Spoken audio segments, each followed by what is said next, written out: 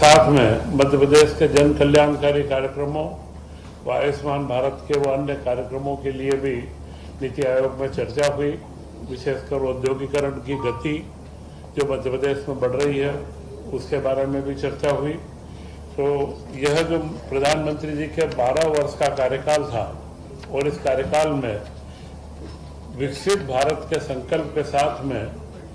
विकसित मध्य प्रदेश के बारे में जो संकल्पना थी मुख्यमंत्री जी ने वहाँ पर सब रखी है और हम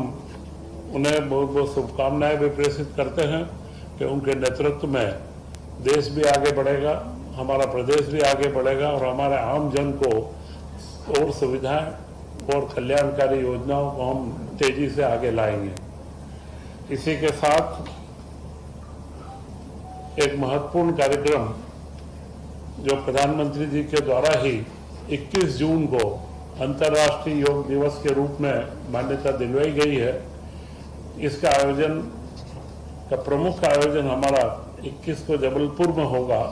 और जबलपुर में हमारे देश की राष्ट्रपति महामहिम द्रौपदी मुर्मू जी वहाँ पर उपस्थित रहेंगी और उनके साथ में मुख्यमंत्री जी भी इस योग दिवस के कार्यक्रम में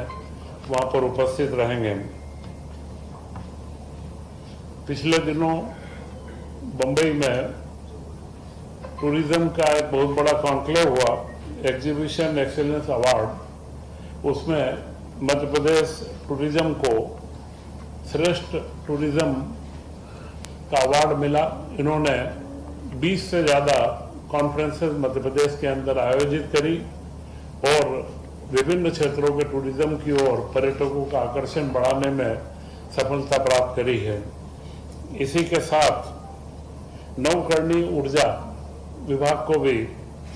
गोवा के अंदर प्रहलाद जोशी जी के अध्यक्षता में जो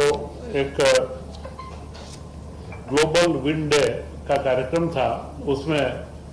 मध्य प्रदेश को अधोसंरचना निर्माण के इसमें पुरस्कार प्राप्त हुआ है। तो यह बताता है कि मध्य प्रदेश में सरकार का हर क्षेत्र में गतिशीलता है और उसी गतिशीलता से मध्य प्रदेश को जहां भी अवसर होता है श्रेष्ठता के अवार्ड प्राप्त होते रहे हैं। मध्य प्रदेश में एक महत्वपूर्ण कार्यक्रम 2 रोज पहले संपन्न हुआ माननीय मुख्यमंत्री जी के मुख्य आतिथ्य में एमएसएमई विभाग के द्वारा, जिसमें करीब 900 यूनिटों को 360 करोड़ रुपए की सब्सिडी वितरित की गई। परंतु महत्वपूर्ण यह था कि वह सब्सिडी 31 मार्च 2026 तक के स्वीकृत कैसे से उन जो देयताएं थी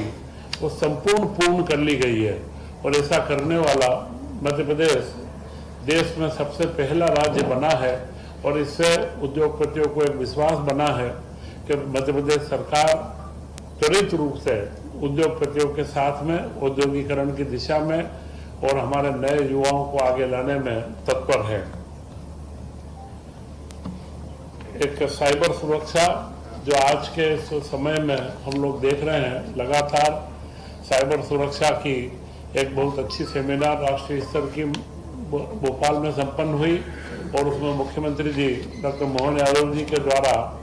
मध्य प्रदेश में साइबर सुरक्षा सेंटर स्थापित करने की घोषणा करी है और इस सेंटर के माध्यम से हम हमारे प्रदेश के नागरिकों को किस तरीके से सुरक्षित रखा जाए, उनको कैसे पूरी जानकारियां उपलब्ध करें, उनको किस तरीके से जागरूक करें और उसी के साथ में हमारे जो साइबर से संबंधित जो आधुनिक उपकरणों जो चाहिए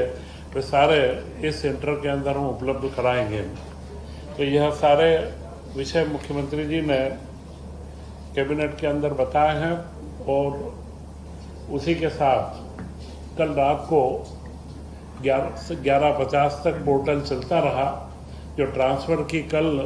मध्य प्रदेश में नीति आई थी उसकी अंतिम तारीख थी, परंतु काफ़ी विभागों के द्वारा काम कर लिया गया। 2-3 विभाग जिनमें कर्मचारियों की व अधिकारियों की संख्या बहुत अधिक है तो पोर्टल पर वह अपलोड नहीं हो पाया था। तो आज का एक दिन,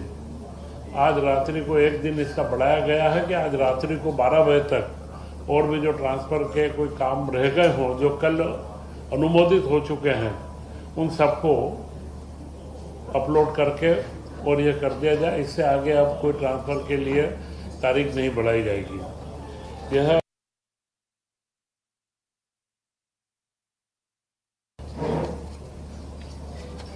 कैबिनेट के अंदर महत्वपूर्ण कुछ निर्णय हुए हैं। उन निर्णयों के अंदर इंदौर की मेट्रो, जिसकी लागत 2017 में 17,500 करोड़ रुपए का आकलन किया गया, 7,500 करोड़ का आकलन किया गया था, उसका पुनर्निरीक्षण अनुमान वो कुछ क्षेत्रों में मेट्रो का अलाइनमेंट बदला गया, कहीं पर उसको अंडरग्राउंड भी किया गया जब व्यवहारिक रूप से जनप्रतिनिधियों की और सबकी मांग के ऊपर, तो उस तरीके से और जो समय काल में 6-7 साल लगे हैं, इसके बाद में जो लागत की वृद्धि हुई है, तो अब वह 12,889 करोड़ 12,900 के करीब उसकी लागत हो चुकी है। तो यह अतिरिक्त 5,388 करोड़ की लागत की स्वीकृति दी गई और अब यह इंदौर की मेट्रो 31 किलोमीटर की करीब 2030-31 तक पूर्ण रूप से वहाँ पर परिचालन में आ जाएगी। इसी के साथ कई हमारे महत्वपूर्ण योजनाओं के निरंतरता की भी स्वीकृति दी गई है। करीब 24,200 करोड़ की योजनाओं को निरंतरता की स्वीकृति दी है, जिसमें वन विभाग के प्रोजेक्ट टाइगर का है, श्रम विभाग की कल्याणकारी सारी योजनाएं 531 करोड़ की, जनजाति विद्यार्थियों की शैक्षणिक सुविधाओं के लिए 687 करोड़ और खास करके कुटीर ग्रामोद्योग उद्योग में जो रेशम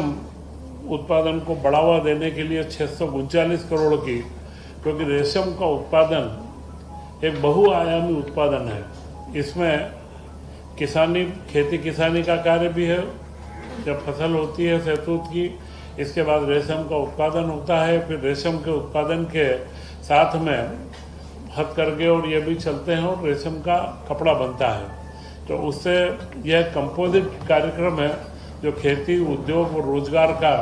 एक अच्छा महत्वपूर्ण कार्य है। इसे और विस्तार देने के लिए मुख्यमंत्री द्वारा निर्देशित किया गया कि इस तरीके के प्रकल्पों को हमें ज़्यादा से ज़्यादा फैलावा देना चाहिए और रेशम का मार्केटिंग के बारे में भी जो हमारे मृगनयनी के और जो सारे शोरूम्स और देश भर में हैं, वहाँ पर भी इसको बढ़ावा देने के कार्य में आगे इसमें निश्चित किया गया है। इसी के साथ में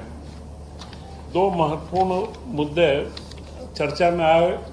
एक सामुदायिक स्वास्थ्य केंद्र, वर्तमान में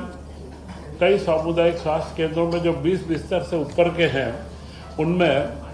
डॉक्टरों की व स्टाफ की कमी देखी गई है। जो विशेषज्ञ डॉक्टर मिलना चाहिए वे उपलब्धता नहीं है।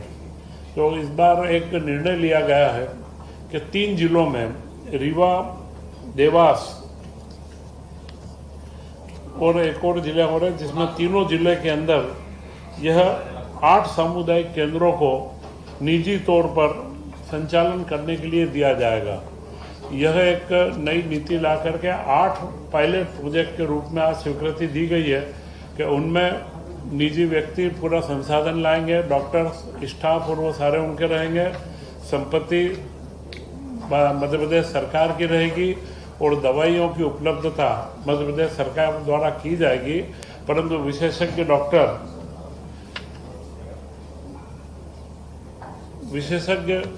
डॉक्टरों की उपस्थिति वो सुनिश्चित करेंगे। उसके साथ में जो योग्य और ट्रेंड स्टाफ चाहिए वह सब उसे पीपीपी मॉडल के ऊपर उसको लेकर के आना पड़ेगा। इसका टेंडर की प्रक्रिया रहेगी और जो इसमें कम से कम लागत के अंदर चलाएंगे और अच्छी गुणवत्तापूर्ण जिनका रिकॉर्ड रहेगा, उन्हें यह केंद्र 8 पायलट प्रोजेक्ट के रूप में इनको दिए जाएंगे।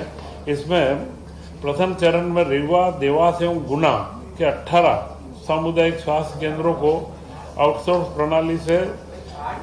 18, मैंने 8 पहले कहा था, परंतु इसको 18, ये 3 जिले हैं, 2 जिलों के थे, तीनों जिले के मिला के 18 जगह पर। और इनमें जो देखा गया कि 5 सामुदायिक केंद्र ऐसे हैं कि जहाँ पर अभी एक भी विशेषज्ञ डॉक्टर नहीं है। तो यह महत्वपूर्ण था कि हमारे प्रदेश की जनता को छोटे गांवों के अंदर भी उचित स्वास्थ्य सुविधाएं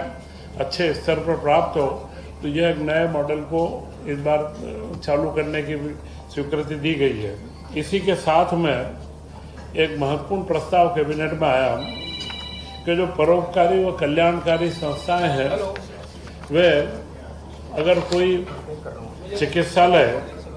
कोई बड़ा चिकित्सालय मध्य प्रदेश में लगाना चाहते हैं, तो उन्हें मध्य प्रदेश सरकार जमीन भी उपलब्ध करवाएगी। जमीन के साथ में उन्हें जो सुपर स्पेशलिटी के इक्विपमेंट हैं, उनमें क्षेत्र वाइज, क्योंकि जो समृद्ध क्षेत्र हैं ऐसा ABC कैटेगराइजेशन करके, और उनमें मशीनों के लिए अनुदान भी दिया जाएगा, पूंजीगत अनुदान दे करके। तो इसमें अभी प्रस्तावित जो मुद्दा था उसमें कई चीज़ें सारे मंत्रिपरिषद में निर्णय हुआ। फिर 5 मंत्रियों की एक कमेटी निर्धारित की गई है कि जो इसके सारे मापदंड निर्धारित करेगी, और उन मापदंडों के आधार पर एक नीति बना करके, और फिर मध्य प्रदेश के अंदर जो परोपकारी ट्रस्ट है, बड़े धर्मार्थ संस्थान हैं या अन्य चैरिटेबल या CSR के जो फंड्स रहते हैं, उससे निजी क्षेत्र में अस्पतालों को प्रोत्साहन मिले। छोटे हमारे जिलों के अंदर जहां आवश्यकता है वहां पर 200 बिस्तर के भी अस्पताल लगे, और इन अस्पतालों में संपूर्ण रूप से आयुष्मान कार्ड के जितने भी पैकेज है, सबकी सुविधाएं हमारे यहाँ के नागरिकों को प्राप्त हो, इसके बारे में एक निर्णय लिया गया है। तो आज के कैबिनेट के सारे निर्णय मैंने आपके